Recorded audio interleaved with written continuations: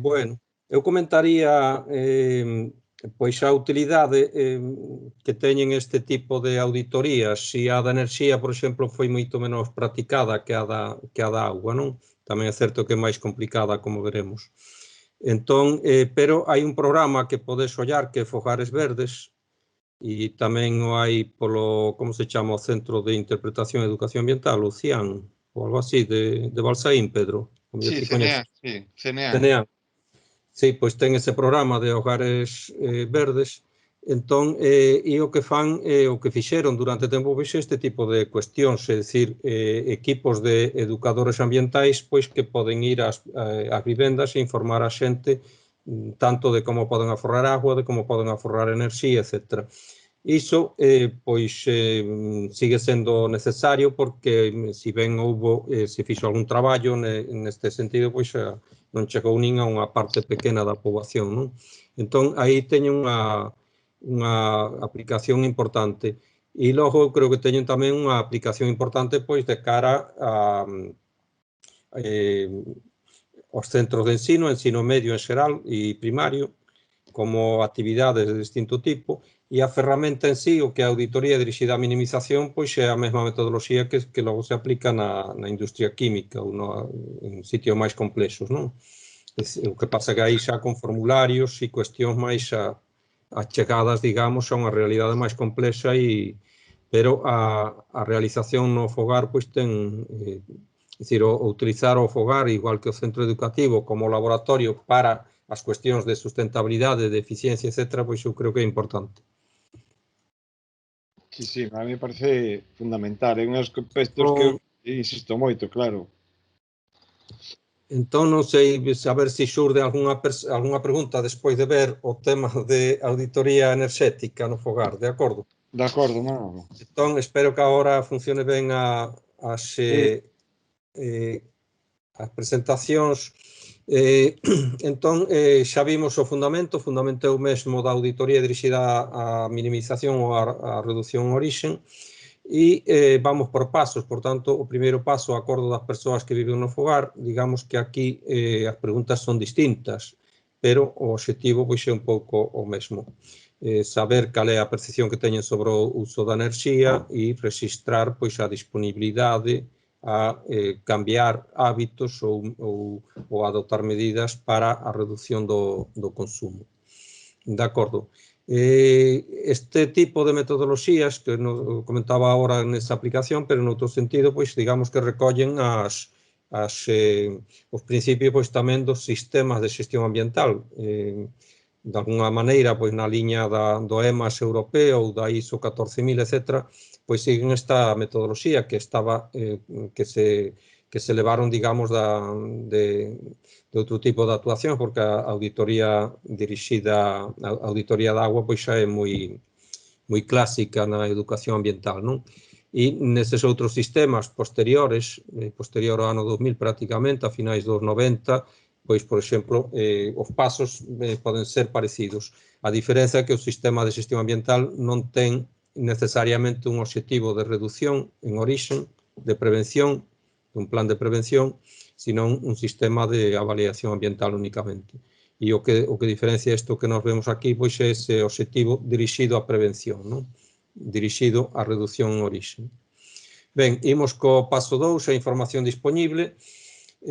Por tanto, neste caso, a superficie da vivenda é un primeiro dato, era menos importante no uso da agua, pero na enerxía sí. A envolvente vai a ser determinante, o tipo de fiestras, o illamento das paredes, ventilación, etc. Incluso a orientación determinante, os tipos de enerxía consumida e por fontes de enerxía renovable ou non, para distintos usos, a existencia de fontes de enerxía renovable in situ, que podría haber nalgúns casos, os cambios que se levaron a cabo nos últimos anos, ampliacións ou modificacións de envolvente, illamento de paredes, fiestras, é dicir, toda a información previa explica ou pode explicar, incluído o número de persoas, etc., pois o consumo que podemos ter registrado en xeral, non sempre, pero polo menos o eléctrico, en xeral hai facturación e registros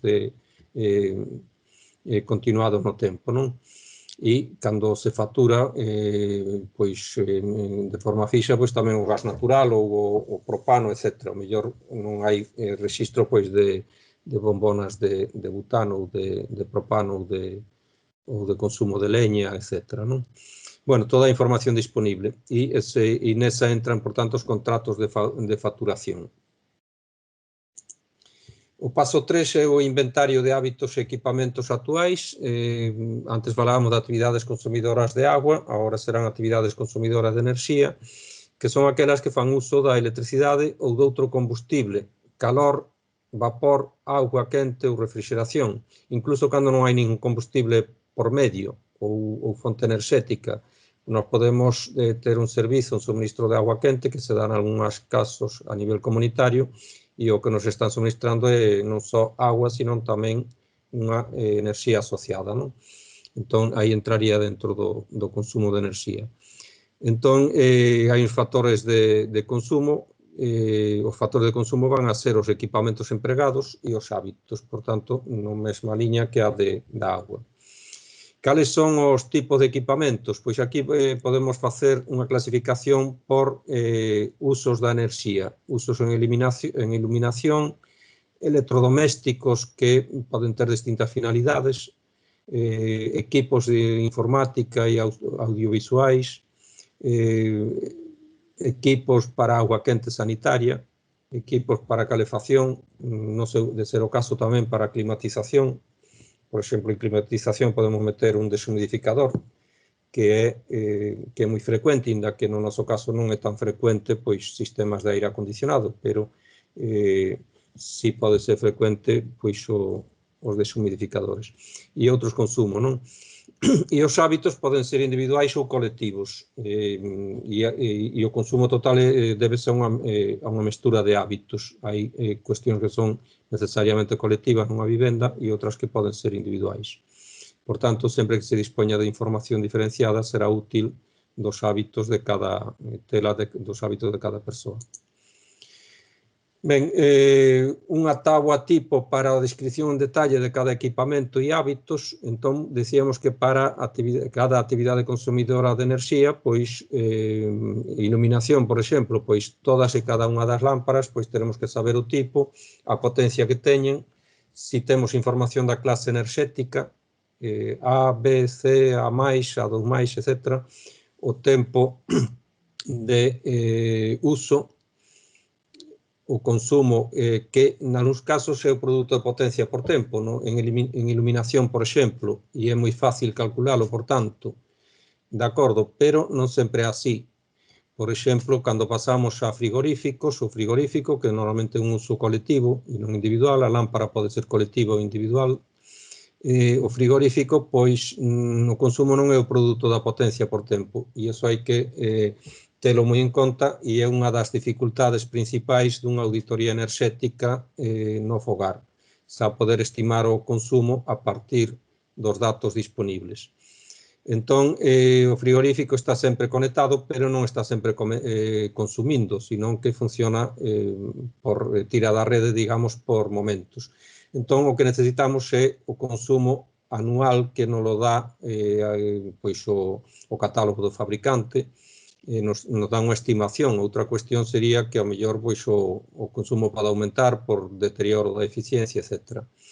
Entón, no caso da placa dunha cociña, por exemplo, unha vitrocerámica, pois aí en principio sería a potencia por tempo, pero logo hai outros factores, é dicir, non pode ser a potencia total cando temos 3 forniños, por exemplo, 3 fogóns, e só utilizamos un ou 2, entón teremos unha fracción de potencia, e tamén, pois, como sabemos, pois se encenden e apagan, é dicir, que un tempo, un momento tira da rede, un momento non, por tanto, teremos un factor en función do selector, do 1 ao 9, etc. Non? Entón, isto teríamos que mirar como podemos aproximarnos ao consumo dunha placa, porque hai valores medios, pero valores medios, digamos que non sirven. Unha cousa é o que en promedio se di que consume unha vivenda en canto á placa da cociña, e outra cousa é o que consumimos nós, no noso caso, porque pode variar moito, non? O forno, pois, por ciclo, o tipo de uso, microondas potencia por tempo, a lavadora e o lavalouzas por ciclo, e cada ciclo, pois, se hai máis longo, con agua quente, con agua fría, etc., pois terá un consumo diferenciado e deberemos telo en conta, neste caso tamén no catálogo do equipamento. Podemos aplicar potencia por tempo á televisión ou ao ordenador, si ben ás veces é unha fracción desa potencia máxima, pois sabemos que nun ordenador podemos elixir opcións de reducción do consumo, por tanto, iso vai da potencia máxima para baixo, por tanto, teremos que ver que modalidade de uso aplicamos habitualmente. E un quentador de agua pois vai a ser o caudal consumido de agua quente e o incremento de temperatura, produto polo incremento de temperatura, e nun radiador será de novo a potencia por tempo, a non ser, dependendo do tipo de radiador, a non ser que sexa un radiador acumulador, por exemplo, non? Ben, isto nos introduce unha complexidade adicional para a auditoría enerxética no fogar, pero sí que nos podemos aproximar pois a algúns consumo mínimos de forma simple e, desde logo, manexando, cando lle dedicamos un pouco de atención a estas cuestións, pois tamén acabamos manexando e poder manexar tantos conceptos de potencia como de enerxía de forma correcta, non? Entón, aí era o que quería explicar un pouquiño máis na medición de consumo dos aparellos, pois o concepto de potencia e de consumo de enerxía. En cantas unidades, nós non debemos confundir os vatios ou os kilovatios, hai un factor de 1000, que é unha unidade de potencia, por tanto, non podemos confundir os kilovatios cos kilovatios hora, que é unha unidade de enerxía, e son cuestións totalmente distintas. Entón, cando facemos nos queremos ver canta enerxía consumimos e diríamos que unha opción é multiplicar potencia por tempo, pero temos que só podemos sumar enerxía entre sí, kilovatios hora ou vatios hora, e normalmente as potencias pois non se usan individualmente e non se poden sumar con enerxía, non ter en conta iso. Digo isto porque incluso non só neste curso tan interdisciplinar, sino tamén en persoal de ciencias, tanto estudantes como profesionais, pois a veces se confunden cando non traballa habitualmente con estas cuestións. Sempre falamos do prezo do kilovatio, pero cando dicimos o prezo do kilovatio, realmente estamos dicindo o prezo do kilovatio hora, que é a unidade de enerxía, non o do kilovatio, que sería a potencia, non? Ben, entón a enerxía consumida en kilovatios hora, por exemplo, pois obtense como produto entre a potencia en uso, que decíamos que para un frigorífico a potencia en uso non é a que ten o aparato, sino unha parte dela, ou para unha plancha, por exemplo, ou para unha vitrocerámica, por eses selectores de potencia, expresada esa potencia en uso expresada en kilovatios e o tempo en uso expresado en horas. Con eso temos o produto de eso nos dá kilovatios por hora, pero considerando que non o podemos aplicar a todos os tipos de consumo. En definitiva, ter en conta aqueles electrodomésticos que deben ir por ciclo, é dicir, o consumo medio por ciclo. De acordo. Ben, non vou entrar moito máis nisto porque temos o concepto de potencia nominal, potencia en uso, o selector que nos permitía seleccionar potencias distintas, etc., e ver como nos podemos achegar a que fracción da potencia máxima utilizamos. Para lámparas, moi claro, para frigoríficos e lavadoras e lavalouzas, pois o consumo medio anual ou consumo por ciclo de uso, o frigorífico porque está sempre conectado, entón o consumo medio anual, lavalouzas e máquina de lavar a roupa, pois consumo por ciclo, según programa, e as dificultades poden vir no forno eléctrico ou en algún outro tipo de equipamento. Ben, comentar que existen as clases enerxéticas que todos e todas coñecemos, pero aquí o que temos é unha escala relativa, por exemplo, de aforro, partindo dun consumo unitario 1 da clase DE, pois cada clase baixa vemos como se vai reducindo o consumo, non? Ata chegar á clase A++, que pode significar, sobre unha clase de E, que xa non é moi frecuente, pode significar un aforro do 70%. Supoñamos que estamos nunha clase B, pois podemos baixar o consumo nun 30% se pasamos a unha clase A, ou incluso a menos do 50% pasando a unha clase A+. De acordo, do 100 ao 24%. Bueno, nunha auditoría enerxética nos poderíamos atopar calquera deste tipo de equipamentos, non? Entón, eso nos daría esa opción de, decir, xa unha idea do potencial de reducción que teríamos por mellora da eficiencia dos equipamentos. Outro exemplo sería o tema da cociña. Neste caso, son datos tirados do INEGA. O consumo medio anual, por exemplo, para unha vitrocerámica de inducción, que sería máis eficiente, pois aumenta nun 26% se se trata dunha convencional, dunha vitrocerámica convencional, dunha cociña eléctrica tamén, ou pode aumentar nun 50 ou 60% cando é unha placa de gas ou unha vitrocerámica de gas. Ben, cociña eléctrica ou con forniños para quentar en cima outro recipiente. Sin embargo, unha plancha eléctrica pode ser máis eficiente que calquera vitrocerámica, incluso que a vitrocerámica de inducción, dado que podemos comprobar que perde o ambiente menos calor. Así que nos situaríamos no nivel da vitrocerámica de inducción ou mellor con a plancha eléctrica na que vai directamente o alimento a cociñar sobre a superficie calefatada, sin outra interface no medio. Ben, o paso 5 sería o consumo total e balance de consumos, que entón se fai comparando co facturado. E isto é fácil, por exemplo, teríamos que ir por tipo de enerxía, pois se temos electricidade para electricidade, ou se hai outra fonte de enerxía como gas natural, pois habría que comparar os consumos correspondentes coa súa factura, non? E facer a revisión.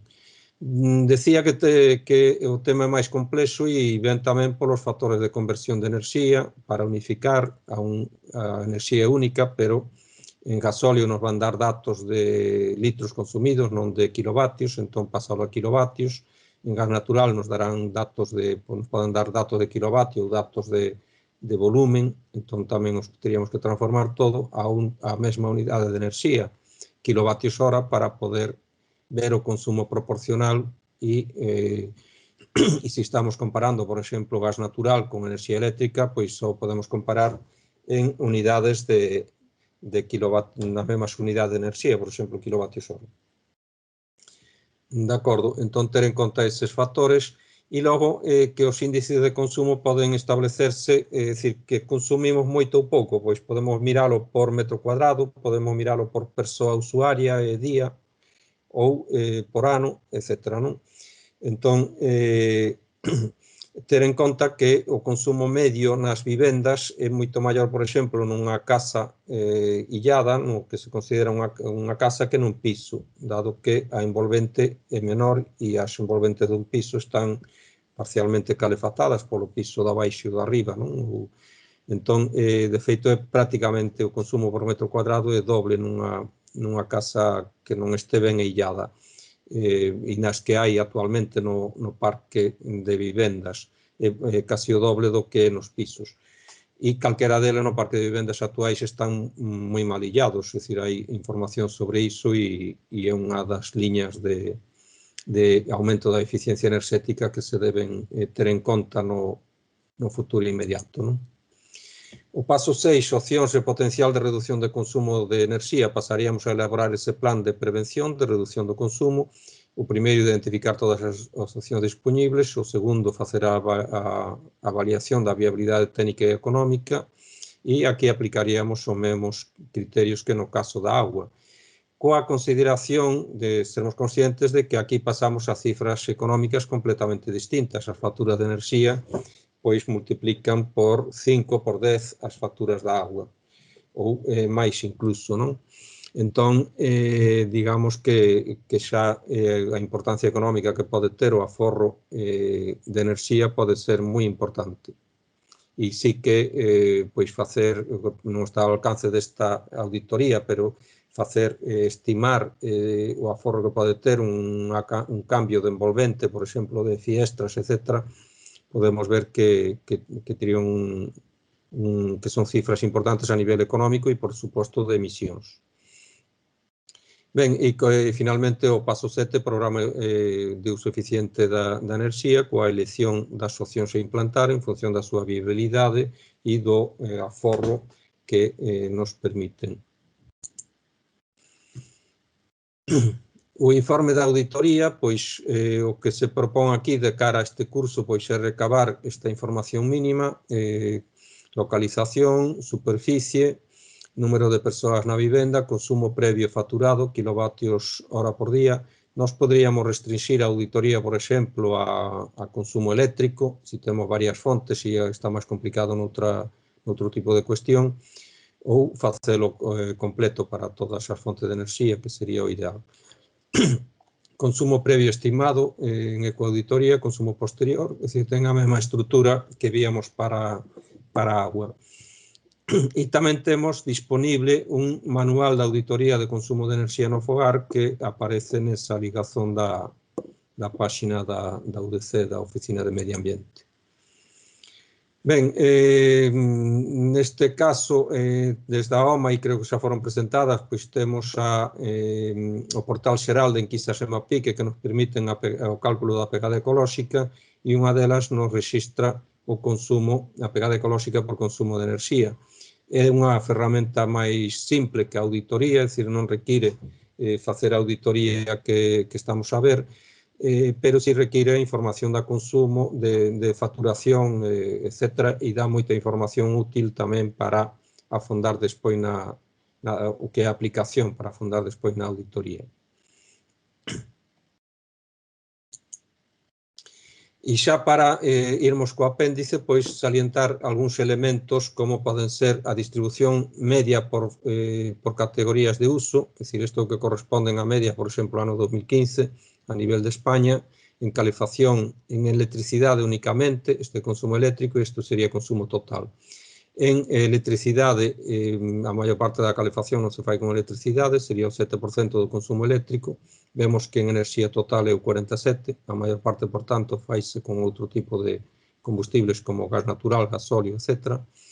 En agua quente o 7,5%, na cociña o 9%, en refrigeración o 2%, iluminación o 11%, e a maior parte estaría en electrodomésticos, que logo se desglosan nesta parte de abaixo. Entón, isto nos dá unha orientación do que nós poderíamos consumir, pero non ten por que ser o noso, é dicir, nós temos que recabar a información específica para saber cal é a nosa distribución e cando hai unha variación importante sobre esta media, pois justificala polos datos concretos da nosa situación. Si vamos ao consumo total, vemos que aproximadamente o 50% é calefacción, agua quente é moi importante, o 20%, e cociña, electrodoméstico, pois ven sendo tamén o 20%, é dicir que o illamento, por tanto, pasa a ser un elemento importante no cómputo global da enerxía. E a electrificación nese momento era do 31% en 2015 sobre o consumo total para, no caso español, sobre o consumo total en vivendas. Ben, relacionado coa consumo de enerxía, temos as emisións de CO2, a pegada de carbono ou a pegada ecolóxica. Entón, aí tamén hai uns factores que son, por exemplo, os que presentamos aquí. Para convertir a partir de enerxía eléctrica depende, ven nas facturas actualmente, xa hai tempo que é obrigatorio que as compañías den a información dos seus factores de emisión e pode ir desde cero, cando é enerxía renovable, como vemos aquí, para, por exemplo, a cooperativa Nosa Enerxía, pode ir desde 0 ata valores de 0,4 ou 0,5, pero, por exemplo, para a mezcla, a media española peninsular, pois está entre 0,20 e 0,30. Estaba en 0,30 aproximadamente, e co abandono do carbono, pois irá baixando un pouco e aumento das enerxías renovables. E para a Naturgy, que ten moita comercialización en Galiza, pois é máis alta que a media. pois en 0,30, 0,40, porque, bueno, tiña distintas empresas de combustión de carbón e de gas natural, non? Para a produción de electricidade. Igualmente, para a biomasa considerase cero a emisión de CO2, non é que a biomasa non emita CO2, igual que a enerxía renovable non está libre de impacto, pero no caso da biomasa o CO2 se considera neutro desde o punto de vista da acumulación na atmósfera, xa que ese carbono ven da atmósfera polo crecimento da biomasa, non? Hai calculadoras como a da Oficina Catalana do Cambio Climático que nos permite obter moitos factores de emisión para distintas situacións nas que nos poderíamos atopar. Recomendo a visita á páxina do INEGA, ainda que non sei se actualmente eu non conseguín entrar onte cando revisei todo isto nos simuladores do INEGA que tiñan certa utilidade para poder estimar e comparar, por exemplo, electrodomésticos, iluminación, etc. Temos tamén unha pequena guía de aforro enerxético que mostra nesta pantalla e nos simuladores pois nos permitiría bastante información, pero non sei se están, non podo confirmar que estén activos na actualidade. Ben, e finalmente un exemplo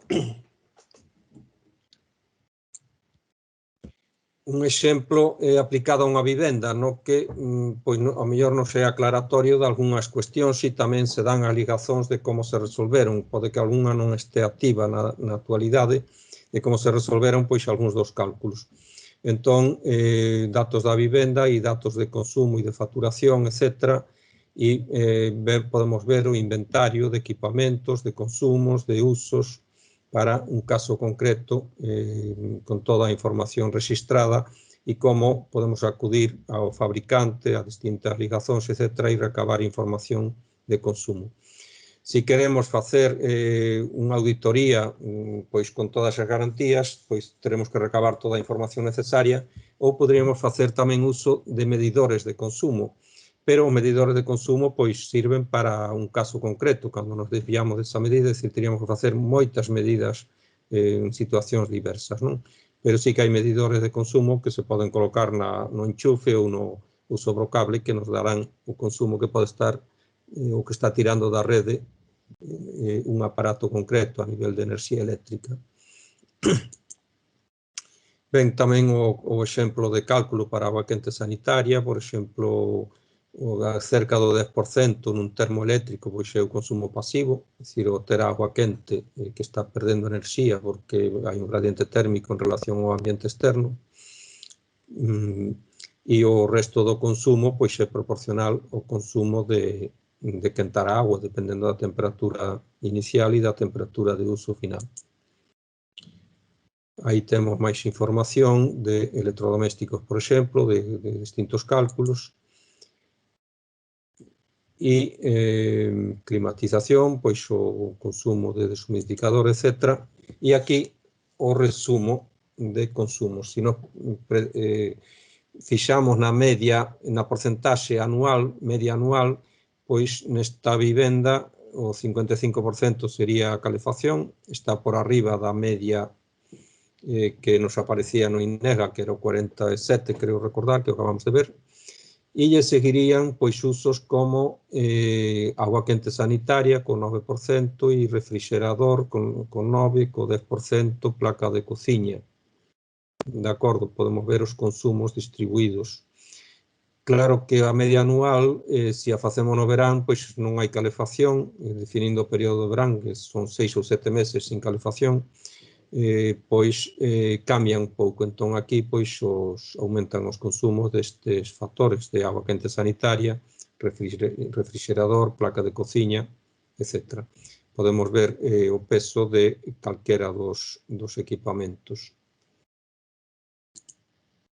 Ben, e esta é a distribución, o balance, digamos, por categorías de consumo para esta vivenda, onde temos esas porcentaxes que difiren e non ten por que non diferir depois das medias que nos dan o INEGA ou o IDAE, non? Entón, finalmente, opcións de aforro. Non me queda a min tempo para detallalas, pero digamos que aquí podemos comentar como, neste exemplo concreto, como se identificaron e se analizaron pois a súa viabilidade, o seu interese, etc.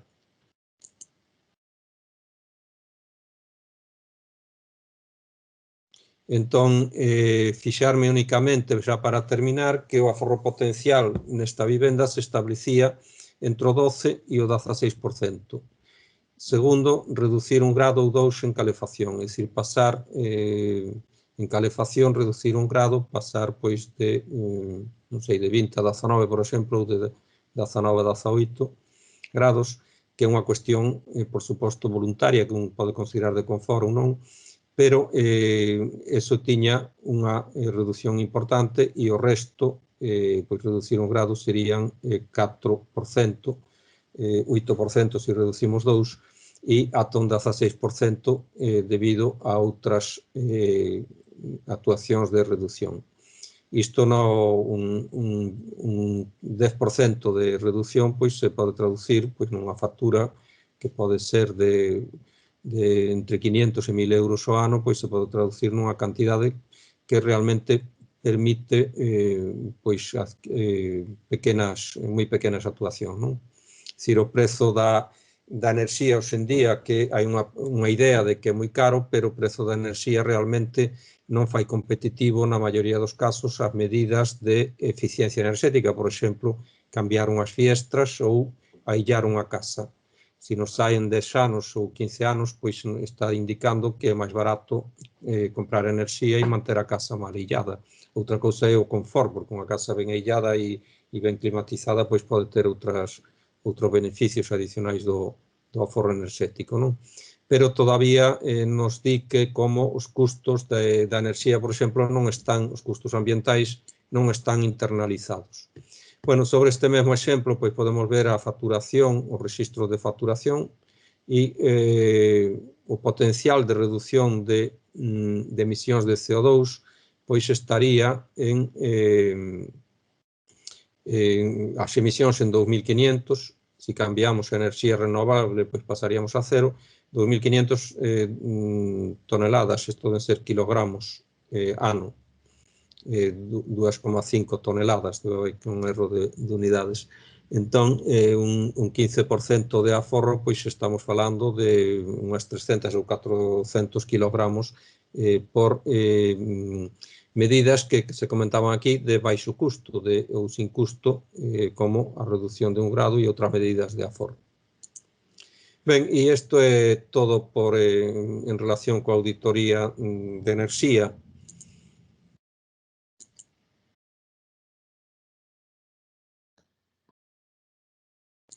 De acordo. Bueno, pois pasamos ás preguntas que poidamos ter. A ver, algunha pregunta, alguna...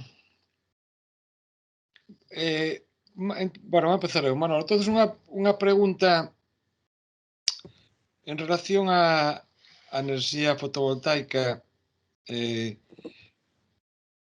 Na actualidade, compensa para unha casa unifamiliar?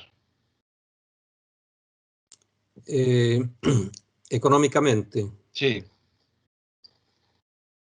Pois me faz unha pregunta que non sei se sei contestar. A enerxía fotovoltaica caeu moito máis barata a instalación do que foi, non? Entón, para a produción de enerxía eléctrica, eu creo que a día de hoxe, se tipo os cálculos económicos, non sai rendible, no sentido de que pois un período de retorno de 10 ou 15 anos que andan por aí, pois ninguén investe diñeiro nesas condicións, non? Se un fai cando falamos do período de retorno, non é un verdadeiro criterio de rendibilidade, os criterios que se aplican a nivel de investimento pois son o valor neto actual ou a taxa interna de rendibilidade, que digamos que comparan esa rendibilidade con outras opcións para o investimento. Pero a xente, é dicir, tamén o investimento, digamos, de futuro, dado que os prezos de enerxía poden elevarse e logo o investimento, digamos, por responsabilidade social, persoal, non? En canto a, é dicir, cando nos saen 10 anos ou 15 anos, digamos que económicamente non compensa. Cal é a dificultade? Que ese diñeiro, ese investimento só pode facelo quen teña diñeiro, porque non, é dicir, se tens que pedir o diñeiro, pois entón sí que os custos serían elevadísimos, non?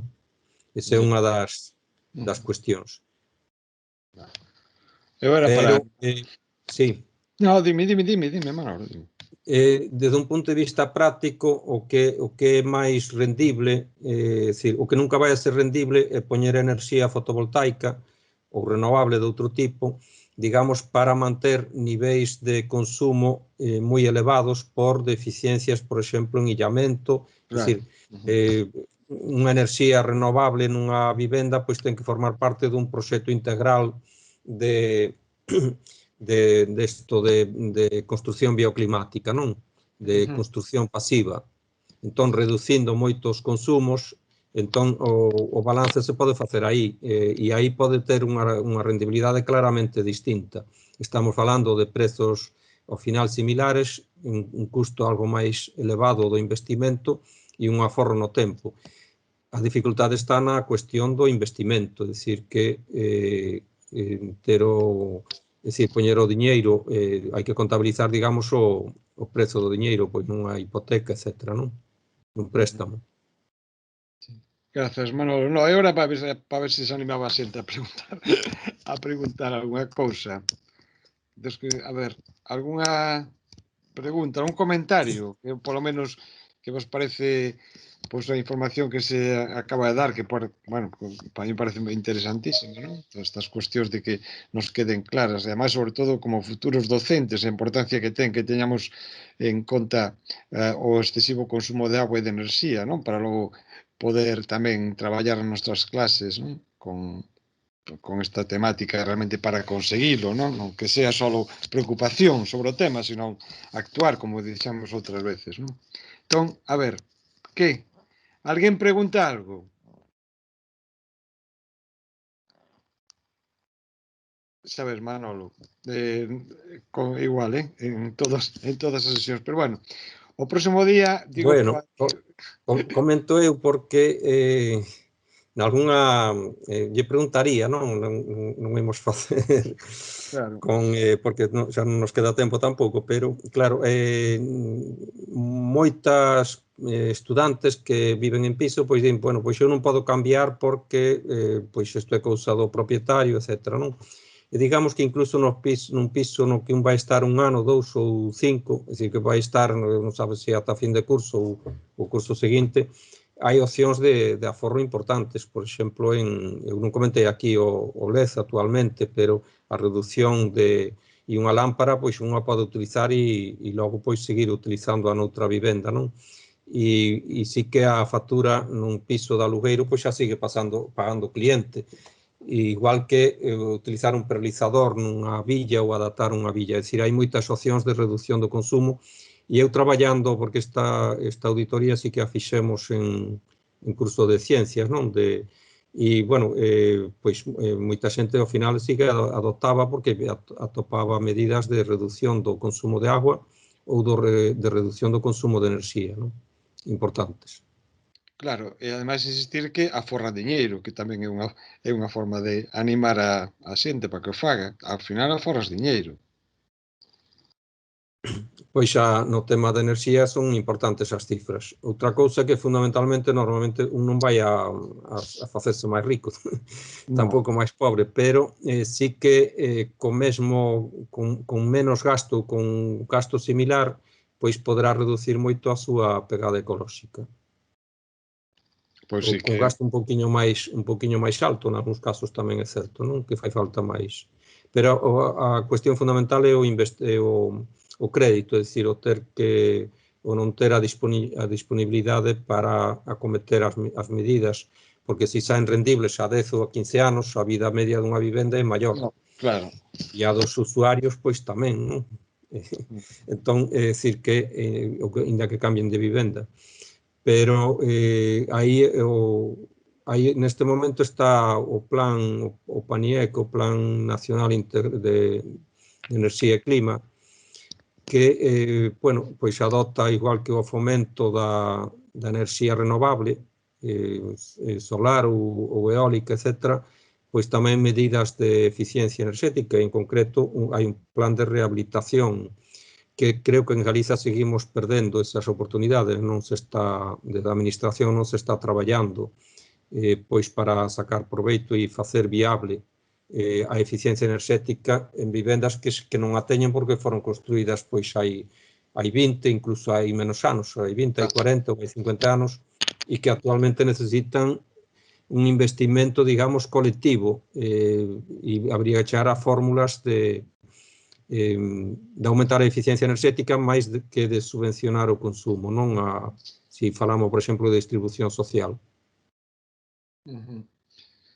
Bueno, Manolo, Bueno, pois eu creo que moitas gracias bueno, como sempre dicimos, calquer dúbida logo que teña alguén, pois xa me preguntan a min, eu, en todo caso, pois te la paso a ti para que podas explicarlo mellor.